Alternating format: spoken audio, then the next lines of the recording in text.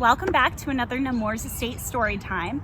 This time we are in the beautiful rock garden, and right next to me is one of our amazing historic garden gnomes.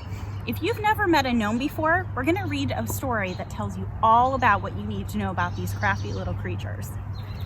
This is called A Gnome Story, and it's written by Michelle Schlicher with illustrations by Hanna Piepel. In a tree-lined neighborhood on a street called Pine, there stands a row of fine houses, of which there are 39. It is here something strange takes place in the dark, something which makes all the dogs start to bark. The mystery, it happens as families lay sleeping, when night falls, when a particular creature starts peeking. Who is it? Little sister asks, afraid to discover. What strange thing creeps out and about under cover? Is he out right now, cartwheeling in darkness? Is he skipping and tumbling, a menace or harmless? Big sister, who thrives on telling such tales, smiles, takes a breath, shares every detail.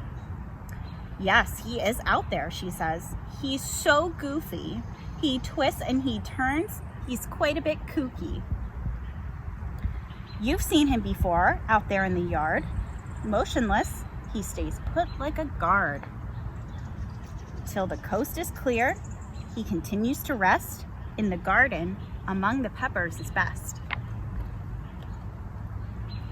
There's really no telling what he will do. Big sister says to little, as if on cue. I'll tell you his name, he won't mind if I do. The old gnome goes by Murphy McWoo. At just 2 feet tall, Murph is the strangest of sights. He wears one pointy hat and some colorful tights. You won't know that he's trouble. He hides all his smirking.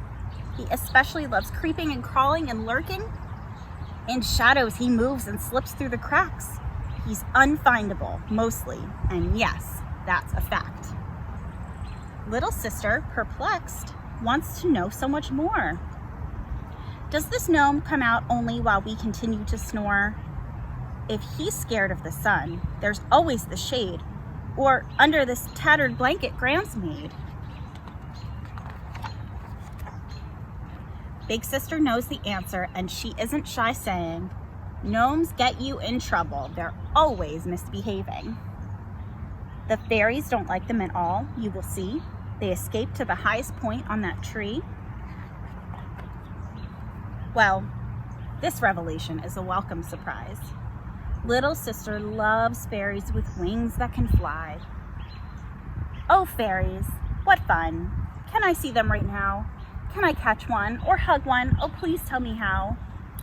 I could, says Big Sister, but wouldn't you rather know more about Murph? There's so much to uncover. I have seen that gnome, Little Sister begins, forgetting the fairies to shape Murphy's plan. He wants me to see him, to say what he'd do. Yesterday, he was upside down in a shoe. And once I saw him with twin gnomes laughing down the street. They were laughing and singing and eating our treats. Not our treats, says Big Sister, now comprehending. How fun to know not where the story is ending. A gnome eating snacks meant for Big Sis and Little, so absurd an idea that it makes them both giggle. As Little Sister adds her own thoughts to the mix, Big Sister's ideas grow with more and more tricks. He runs for the sandbox, he digs his own tunnel, and when he is through with that, he takes quite a stumble. For it is declared that Murphy McWoo is the clumsiest ever. All gnomes say it's true. Little sister pipes up after a sigh. His own pair of fairy wings would help him get by. He'd become oh so graceful with wings that could fly. He waits and he waits for a glimpse of a fairy.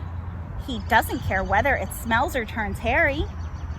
Smells or turns hairy? Little sister wrinkles her nose up at this. for fairies are lovely and with nothing amiss. Back to the story now. We haven't forgotten. Murphy McWoo needs wings that aren't rotten. Poor gnome, little sister says. There's no need to fret. But he did, which is why, big sister says with regret. He was chased by our neighbor, Mr. Lee's pet. But, says big sister, he wiped off the slobber, nursed his chewed up spots, forgave such a clobber. And what happens next in this neighborhood tale? Would the gnome known as Murphy McWoo still prevail?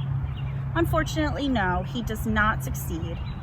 No matter his drive, his strength, nor his speed, for everyone knows that wings come 2 sizes smaller than a gnome needs, if only the fairies were taller. So Murphy McWoo remains a most clumsy fellow, and night after night, under a moon oh so yellow, the garden gnome gets up to hijinks and fun, created by sisters who won't be outdone. Dear reader, at night, the sisters each listen, as each other tells of a new gnomish mission. Together they make up a wild new version of a miniature gnome, a brand new excursion. Just take a cue from big sister and little. What happens next? Don't start in the middle. It's your turn to tell a story that's new, all about the adventures of Murphy McWoo.